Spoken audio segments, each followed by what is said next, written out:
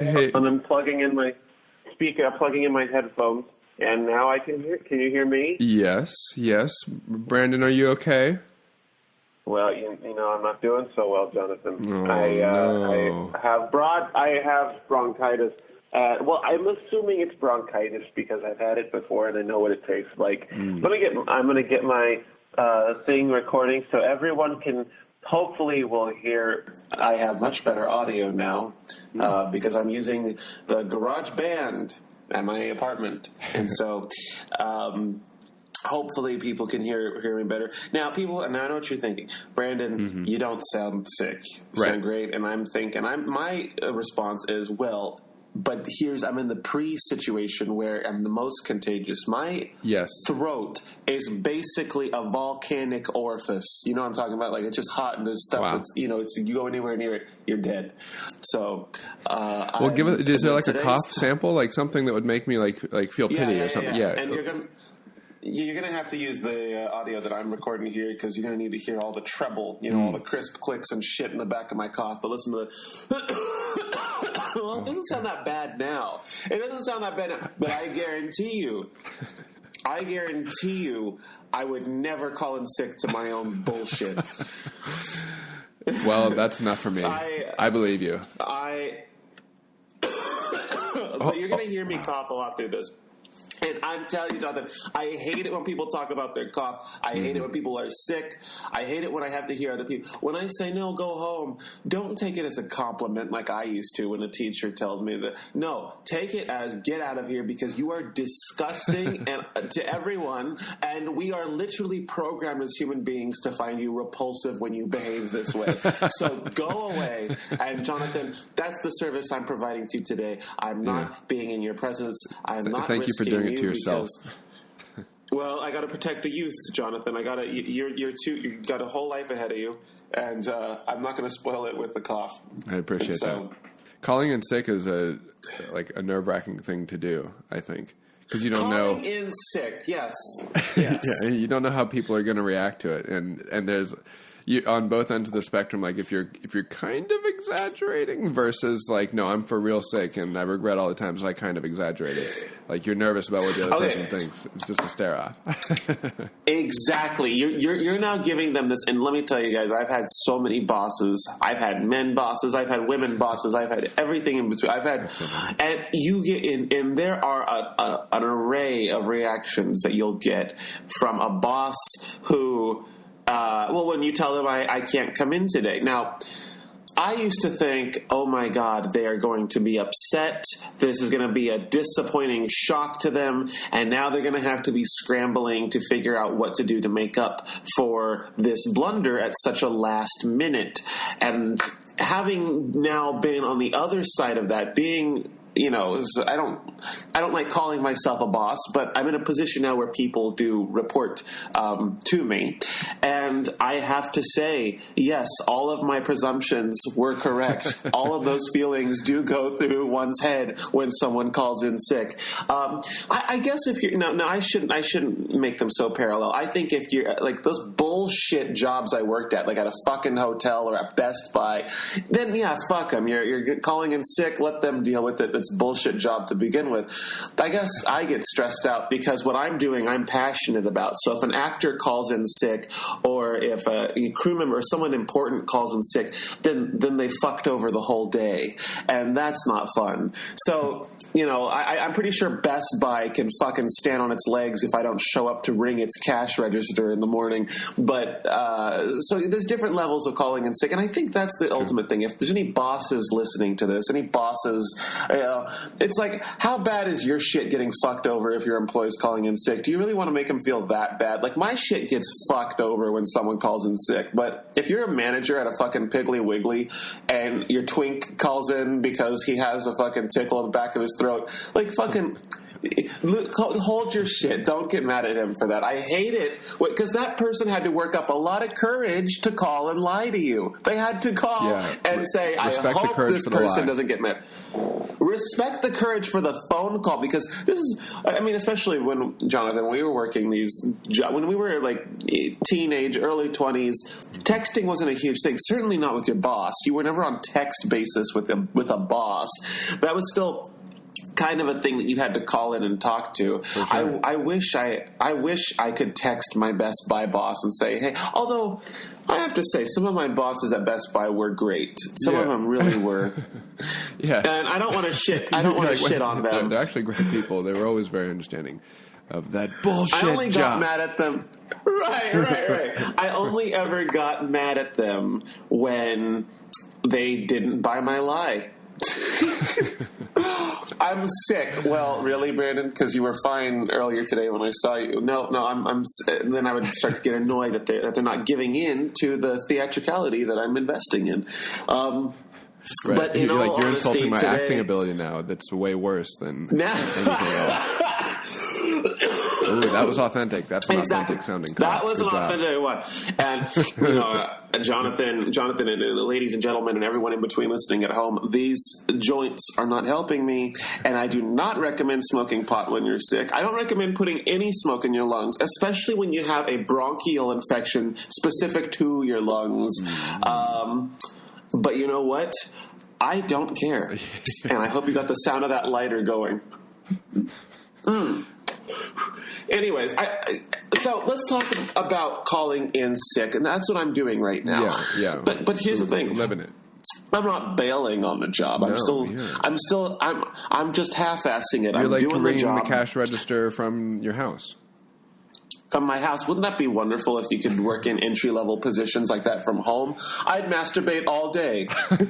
Wow. That's fucking honest. No, I would. I'd be ringing people up, and they wouldn't even know. They wouldn't even know that some perverted jack offer is going to town.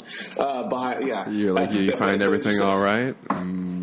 Well, let's see. In this fantasy, there's a little screen, almost like an iPad, where it connects. It FaceTimes you with the cashier's face, so you know who you're talking to, but you don't see past the neck. So they can have their nipples getting sucked on, their asshole eaten out. You don't know what's going on, but as long as they're good at their job, then they get to have their face there to talk to you and your kids when you're buying your groceries or your electronics.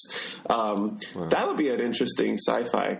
Anyways, that's a Black Mirror episode. I was just going to say, why aren't we writing Black Mirror? God damn it, Jonathan. I think we should call up Netflix and say, listen to this, where the cashier is getting his vagina eaten. Yes, twist, it's the sex change in 2019.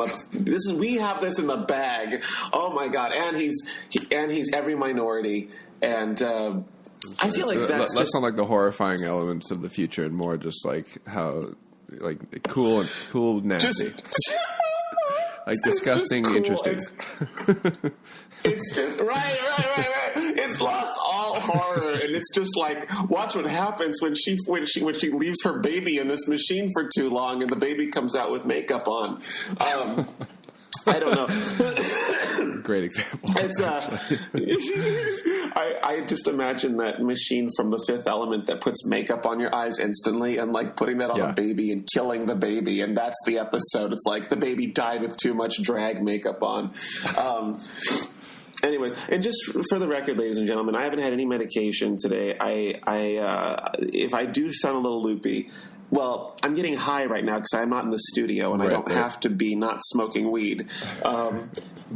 There is but that. I am not on any medication. And you're out of Sudafed, so you just went for the meth. Is that correct? I went straight for the meth, Jonathan. You know I don't mess around. Sudafed's for pussies, and I'm a gay man. I really hope that I've reached the peak of this illness. You know, that's the thing about getting sick. I think the older we get, the more we kind of understand the ebbs and flows of our natural illnesses. We can kind of predict. We know that tomorrow's going to feel like this, probably. We know that, I'm starting to feel this. I better take this now. We start to get to know our bodies and how they react to feeling a certain way. You know, we don't know. I don't know necessarily what AIDS and what AIDS degrades or destroys the feeling of health. But right, like as a kid, it was always like a shock when you were sick. To some degree, you were like, "Oh my God, like what?" Right. What I don't know exactly the best way of preventing. I wash my hands. I have amazing hygiene, but I don't know what exactly is caused. Like this, I don't know what I could have touched a fucking doorknob and then forgot an hour later, and that germ was still kicking on my finger, and then I went to like lick my hand sexually or something. I don't know what happened. You probably went to lick your hand sexually. I guarantee that. That at least did happen. Now, what I touched before it could have been a mystery hole or a knob or a toilet handle. I don't know what, but something got into my lungs. Something did, and who knows what? Because I welcome lots of things into my lungs, and I'm very disappointed. But I don't know what causes it, but I do know what it feels like. I do know what I'm going to probably feel like the next day. I know what I'm probably going to feel, and I thought yesterday, I've reached the peak. I've reached, that's all it is. So what do? I get home from a 5-hour drive, mind you. I get home very late last night, and I smoke a lot of weed, and I go to bed. But I'm just coughing, and I'm just like, oh my God, maybe I shouldn't be smoking all this weed. I think I'm trying to get over what I hope is not bronchitis. Oh, by the way, everyone listening to this, I'm pretty sure what I have. Did I say that already? I think I have bronchitis. Yeah, I did. I said it several times, Jonathan. Oh my God. Anyways, I just wanted you to go through it in a circle again. You wanted me to, yeah. You wanted me to go. Yeah, I don't know, Brandon. Did you? Well, what's the sickness exactly? What is it? What is reality? Am I a citizen, a lesbian? What am I? You definitely so, anyways, I thought that I reached the peak yesterday, and now today, it's even worse. And I called Jonathan.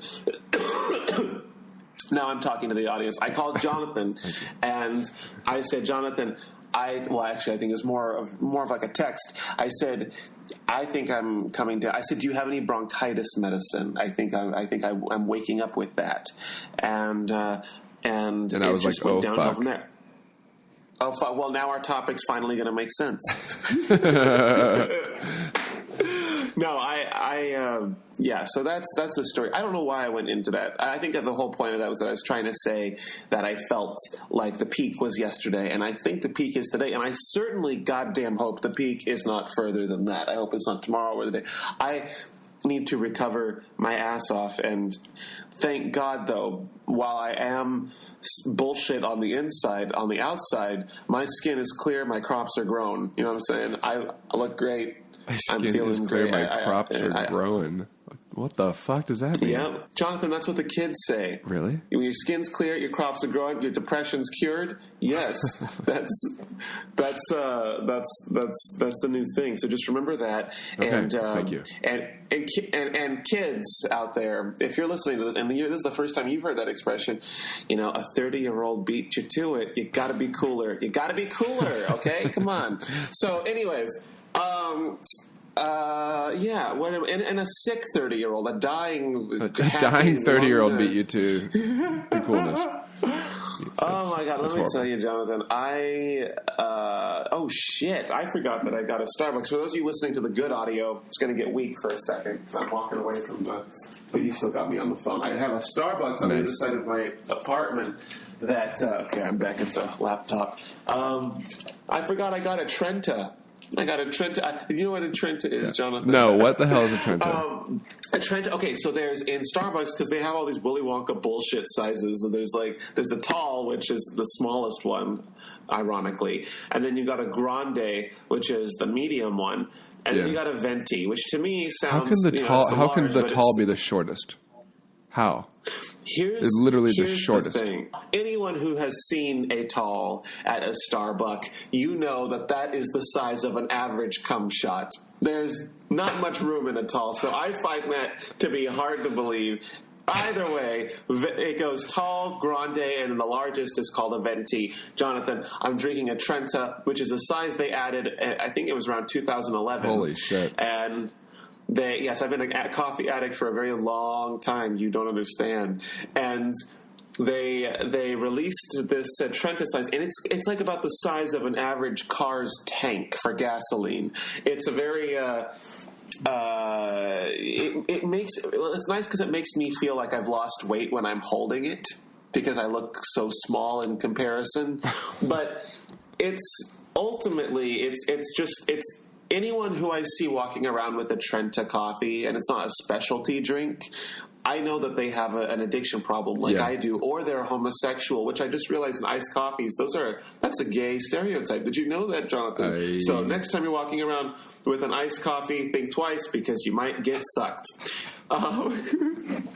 Anyways, the point of my story was that I have an iced coffee that I got from Starbucks, and I completely forgot about it. It's a Trenta. I took 2 sips walking back from the Starbucks. So that's the sickness talking right there. You're forgetting you got a Starbucks right there in your own apartment. I know. And you know what? I got tons of it in my fridge and from the ones from the Kroger. They have the iced coffees that they sell at the grocery store. So, I got those in my fridge, but I like to stretch my legs. And coffee is a caffeinated drug. It's an upper. You want to be moving around when you're on it. Right. Right. So this brings us to medications. Like, how do you, if you're sick, you need coffee just to get through your day more so than you normally do. Like, it's time to bust out the Trenta. And if you're not already on Sudafed, you should be, because you get more done sicking on Sudafed than in your normal life. And that's just science. I mean, your brain only lives one time, so pull the strings as much as you can, toggle the levers, diddle the taint. It's your brain, okay? You're sick. You're not going to be getting fucked or going on a hike. You're not going to be getting any stimulants from normal, healthy things. So play with drugs. Yeah, get weird. Get weird. Get confused. It's a funky time. Oh my God! The great ones, and the greatest coughs are when you inhale. You get a chance, if you're lucky enough, to inhale all the way in the middle of a coughing fit. You inhale all the way. So then when you cough that next cough, it just pushes all that shit out. And you know how good that feels. Yeah. I fucking love a good cough. Although phlegm. Just get that phlegm right out there. Oh God, I hate that word though, Jonathan. It's such a good. Is that? No wait. I feel like it's not an onomatopoeia, but it does sound like phlegm or spit. Oh my God, I'm already gagging just thinking about this bullshit. I can't handle anything from the neck region or mouth region. Anything dental. Plaque, teeth, phlegm, mucus, anything, bullshit. Earwax doesn't bother me. Boogers, I'm okay with. Shit, believe it or not, doesn't really bother me. I'm not a fan of shit or piss or anything like that. I don't even like cum. But phlegm and mucus, oh my God. That's so gross to me. And so when I see people do that shit and spit in front of them, and I see oh my God, I would rather watch you take a shit. You understand? I would rather watch... I can feel that. I can feel one wants this. It's like, I mean, we've talked about poop, but poop is maybe more familiar in that regard. It's like, that's just poop. We see that all the time. Okay. But when phlegm is like dark, it's like, holy shit. Yeah, and poop is funny, and that's cool. And it's like poop is. Yeah, I know what you're saying. Yeah. Phlegm is like there's nothing like wholesome or like it's just a gross thing. It's not like even funny. Right. Poop at least to me there's like a comedy as like I don't know why that makes it less gross. But right, but I need lots more people telling me that I can't laugh at phlegm for me to start laughing at phlegm more. And it's just not funny right now. There's no taboo on it. It's just gross. And everyone knows that there's no arbitrary shame attached to it that makes it. Yeah, it's like there's nothing even really against the law of just spitting it up on a sidewalk in front of a group of people who just got out of church. There's technically nothing illegal about that because it's not that offensive. I actually just find that stuff disgusting and I can't handle it. And I'm spitting into a napkin right now just because I feel like I have too much spit in my mouth just from talking about this. Good. This is going to make a good one time in school, thank you. Yeah, I hope it does. This kid spit right in front of me, and I started to dry heave. It was in the morning, so I didn't have any food in my stomach, but I just remember I started to kind of like emptily throw up.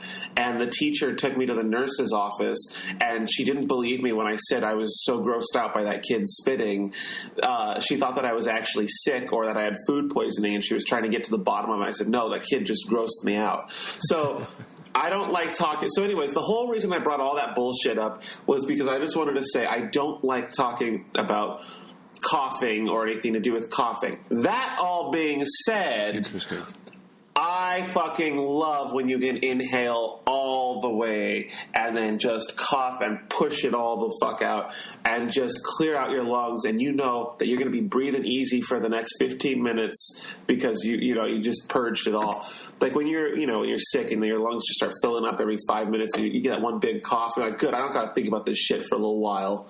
I feel like if anyone's listening who's currently sick, they're like, oh my God, I know exactly what you're saying. And like, I know what you're saying, and like, I can sympathize with it, but it's sort of like, I'm going to have to be sick, Jonathan, again before I'm like, oh yes, I know. I'm taking breathing for granted right now. I'm like, I don't know, Brandon, why don't you just inhale normally? That's a really good point, because I always forget what it's like to be sick. Like when I hear myself in a video where I know I was sick when I shot that video, and I hear myself, I'm like, I can't even relate to what that felt like at the time. I'm like, I just sound gross. But it's like, I think being in the moment, yeah, you're right. You have all that muscle memory. You have all that physical memory, or you remember what it's like. Oh, yeah, it tastes like this. It feels like this. My bones feel like this. And so to anyone else feeling sick right now, I am there with you. Or at least I was, because you're listening to a pre-recorded taping. What do they call these now? The podcast. Kids. I am right there with you, the kids. I'm right there with you emotionally and spiritually and whatever else you believe in. And I hope that we get through this. Jonathan, when was the last time you had a really big sick? One of the most impactful ones was in college, when I feel like I suddenly got like mononucleosis or something. That just sounds fucking disgusting. There's just this one time where I was out for 2 days. Like, I couldn't move. My neck was super sore. I couldn't turn my head left or right. It was really, really bad. And I was like, holy shit. I've never been this sick. That was not like a fun sick. That one both made me take my body more seriously, but also like gave me like a little bit more insight into how to fake sickness, I think. Where I was just like, okay, now these are good characteristics to rate my sickness. Yes. Remember how you feel, so you can perfectly describe it when you know it doesn't exist. Yeah, I agree. Now here's a thing that maybe you might not really be able to relate to in this moment. But do you ever feel, sometimes I'll get sick, and I'm trying to find a way to say it. Okay, I'm just going to say it and then we'll sort it out. This section is entitled Tips and Tricks on How to Fake or Exaggerate Yourself. Yes. Yeah. I think it had to be at the law firm when I was still working at the law firm. It's probably the last time I pretended to be sick to get out of something, to be honest. And I remember the voice I would... Oh, actually, no. I haven't done this probably in 5 years, Jonathan. It's almost been 5 years that I've done this. But I would go onto YouTube and pull up traffic sounds. And I would pull up sounds of traffic, add that on with a raspy voice that I was very good at mimicking. And I would be like on my way to the pharmacy because I needed to get medication and I can't come in. Wow. That is a great pro idea. Tip. Oh, pro tip. Wow. Exactly. Everyone will take note.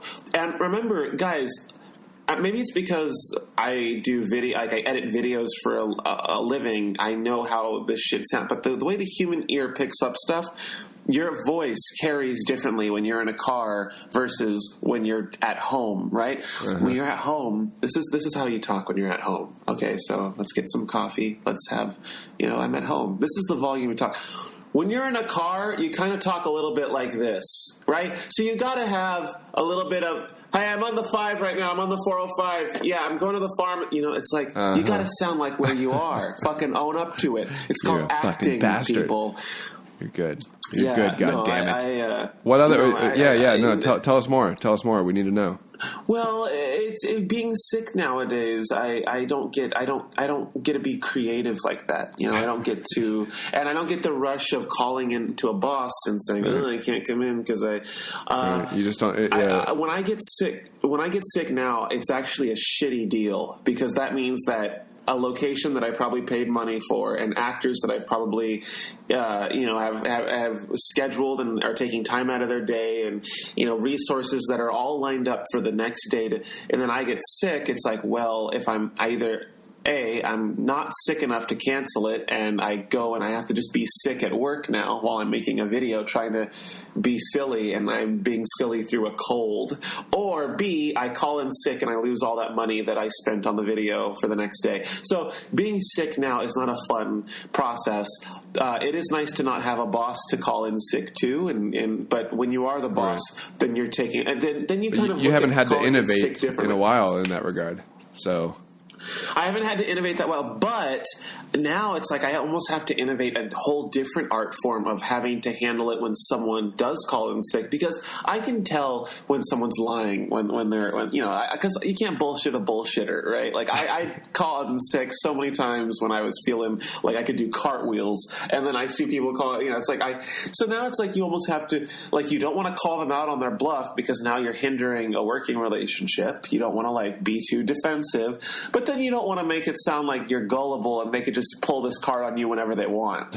So I'm now kind of learning this other art form of finessing someone's bullshit when they call in sick. That being said, though, no one ever calls in sick. I have, and I think you can attest to this too, we have like the best crew of people whenever we do videos. Nobody ever calls in sick. Like I probably have had to deal with a couple people who I felt were, and the last person I could think of off the top of my head who called in sick and I felt like they were bullshitting me was like 3 years ago, to be honest. Maybe it's happened at some point since you and I have worked together. Maybe it happened some point, but I really can't think of a time that I've had to deal with some. I do remember there's an actress, and obviously I'm not going to say her name, and I haven't really worked with her since, but like this was a big day of shooting. Comment below for who you think it is. Right, comment below. Yeah, no, but really, I mean, and no shade against her. She's a great actress. She's very talented, but it was a big day. We had 7 other actors there, and this is before I had really any money to fund these productions. So everyone's there just out of their own free time, right. And I don't even have views to promise them because no one's watching my stuff. So they're just there because I'm assuming they liked the work. And so this particular actress, who shall remain named, calls me and says like, "Oh, I can't come in. I'm not feeling very well." And I just spoke with her. I hung out with her the night before. And she was in great health. And she didn't even have that big of a part. But if her character wasn't there, then we couldn't shoot the scene because everyone needed to be in this one shot. And so she was about to screw over this entire day because I knew she was hungover. I knew that she was faking it. Now, how do I handle this situation? That's the thing. Like, as an adult, you don't have to call bullshit on sickness so much as just you're saying you're sick and you're just hungover. You're just being a shitty friend, almost. It's really more of like being a shitty friend at that point because she's thinking and I have had actors say this to me in the past. They say, "Well, just shoot around me," and so it is tough as a boss. Well, how do you identify that someone is lying to you about their sickness? I think a lot of it is gut feeling. A lot of it is when I hear someone calling me and I understand, okay, this is a calling in sick phone call. Once that's been established, then I really do try and trust them, and I really do try and hear them out as if I was sick. Would I be making this phone call? Like, is this how I would be saying it? Because I really do feel like Okay, so for instance, I imagine there are some that people like we work with. I imagine that Yeah. like when you evaluate this, it's sort of like the king, and someone comes up and is like, "Sire, blah blah blah," and then when they walk away, you're like your appointee is like, "Shall I murder them?" And you're like, "Let them pass." Let them like pass. or like yes, go ahead. No, I see. For But it's me, just like that mode of I- judgment where you're just like, "Go on, go ahead, tell me." Right.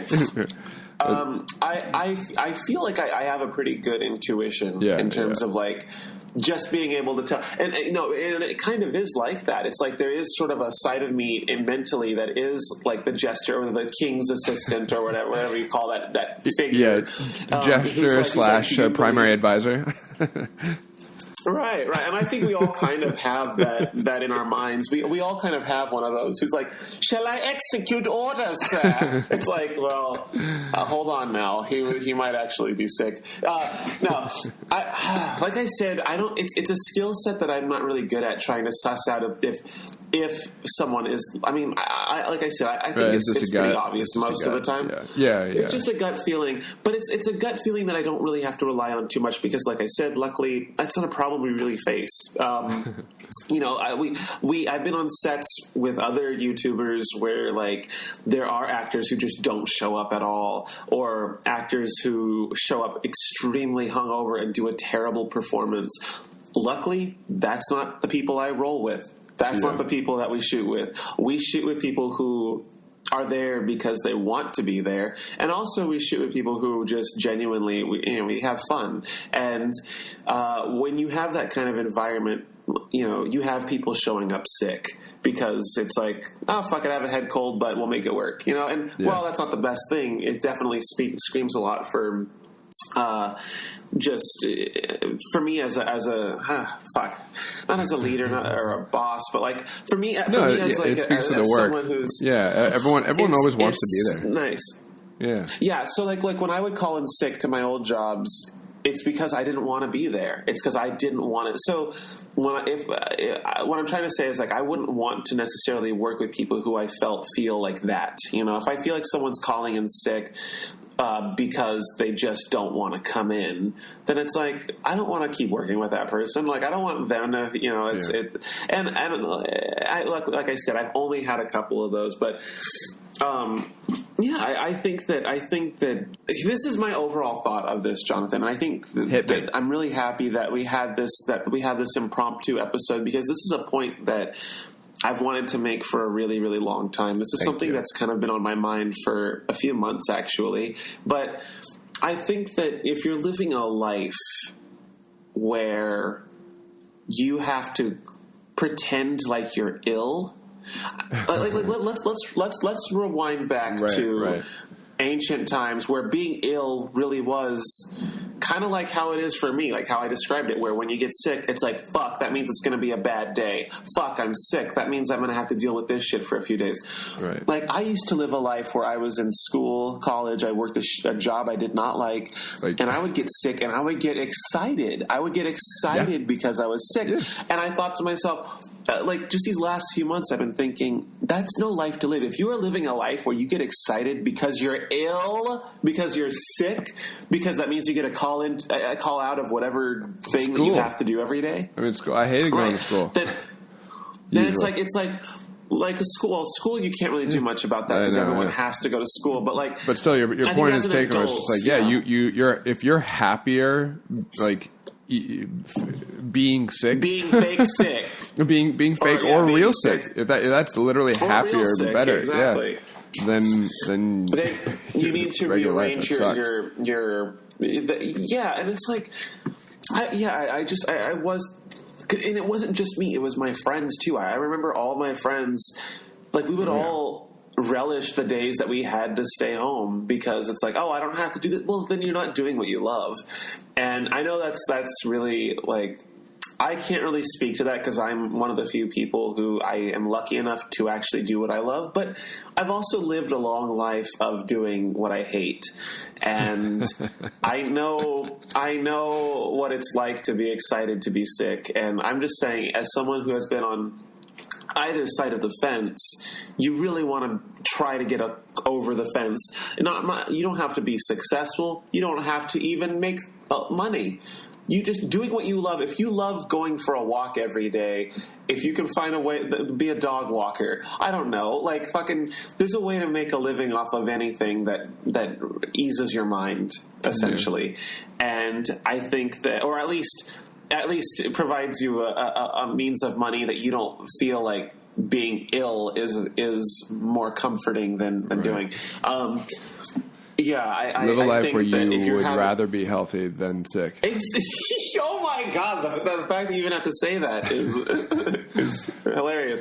But that's true. Live a life where being healthy is something to be celebrated, because that means you get to forge and thrive. And if you're in school, well, that's one thing. School, you got to get through for whatever reason. Now, if you're hopefully the people who are hearing my GarageBand audio, they could hear the shittiness and that. That was a bad cough right there. I hear it over here. Oh, good. Brandon, I want you to get better. Like, drink your coffee and get some sleep. Thank you. Yeah. I gotta get some sleep. Yeah, but I don't know what I'm going to do today. Today's kind of a shit day for those of you who. Well, I guess this episode comes out today. If you live in Los Angeles, like I think a lot of our listeners do, then you can understand what a shitty, cloudy. I'm looking outside right now, and the weather is. I believe it's bullshit. It's just full. It's just completely gray. And really quick before we get off the phone, I wanted to tell you. Last night I was driving home from the Bay Area, my home of where I grew up. Livermore, is it? I drove Livermore, and I drove right through a thunderstorm. I drove right through it. I've never driven like it was probably about let's say it was probably about 40 minutes long. I want to say about 45 minutes long. But I'm going down the 5, and the 5 is a highway that on average is 80 miles an hour. It's a pretty fast. It's just a straight highway that goes through hundreds of miles of nothing, right? So you're just barreling down this straight line, and so I hit this all of a sudden from out of nowhere. The road just started flooding. Cars just started stopping. Road was and I'm talking like water where you can't drive fast in it because it's like a few inches deep. Yeah. You know what I'm saying? Yeah. And then that's before the water droplets started hitting my windshield. Next thing you know, it's pouring rain. And then lightning is striking and I shit you not, every 10 seconds. And this is how much it was striking. I took a picture on my iPhone with the live thing where it takes the before and the after, the half second. You know what I'm talking about? Yeah. And I got a massive lightning bolt, and you can watch it on the replay of the live photo over and over. And that's how frequent the lightning was. I just took a picture and I got it, and you could see it animated. And it was so big. And it went from this beautiful sunset with clear skies. All of a sudden, boom! It's lightning. You can't see shit. You can't see 10 feet ahead of you. And then about 40 minutes into it, it's clear skies again, and it was a wonderful thing. And you know what I did as I was going through the thunderstorm, Jonathan? I put on the Interstellar soundtrack by, I believe it's Hans Zimmer. Yes. And yes, and it was I felt like I was straight out of the movie. I felt like I was on another planet. So, anyways, guys, I think what we can take away from this whole podcast is if you're ever in a very, very religious moment like that, find the right soundtrack, really be in the moment and really be there. It was nice to feel safe in such danger because I was like, nothing of mine is touching metal or glass. So I'm just like, if the lightning strikes my car, I'm safe because my hands are touching a rubber wheel and my shoes are rubber, and I'm sitting on a cloth chair. Like I felt so safe. You know what I mean? And it's such a danger. There's wind everywhere, and there's birds that can't fly. Oh, the birds were just getting flapped around. They couldn't fly. It was so windy. Just the birds are going everywhere. Anyways, all right. Well, that was a story about being sick. Guys, I'm jealous. That's a beautiful experience. Yeah. Any closing tips or tricks or? I think, guys, if you're sick, just I think the metaphor, and this is how I'm going to make everything seem connected, Jonathan. If you're sick, you just got to weather the storm. Because even when it's at its most perilous, there are ways to make it beautiful. And many of those ways are Sudafed. Maybe those ways are edibles, or maybe those ways are a good book and a movie. Wait, or I guess you can't do both. But yeah, curl up. The point I'm trying to make do it all. is If you have enough Sudafed, you can do both. You can read a book and watch a movie. The storm will pass, and after it passes, it'll just be a great memory, and hopefully you had a great Netflix and chill alone time with yourself, like I'm about to do with my coffee. I'm going to drink my coffee, and right now I am watching Insidious. I'm about halfway through. Oh my God. Anyways, ladies and gentlemen and everyone in between, thank you so much for listening. I hope you're healthy, and if you're not, I hope you weather the storm with pride and confidence. Jonathan Hidman, thank you so much for helping me while I'm sick today. Of course. And you stay healthy and stay dry. And I will talk to you soon. I'll talk to you all soon. And oh my God, I'm. What is that? Was that phlegm? Was that phlegm? Oh my God, Brandon, I gotta go. No. I just took a Dayquil a while back, so it's not as much. Oh, okay. Anyways, I'm gonna go smoke some more weed. So yes, I will have more phlegm soon. Other than that, ladies and gentlemen, this is the real sign off right here.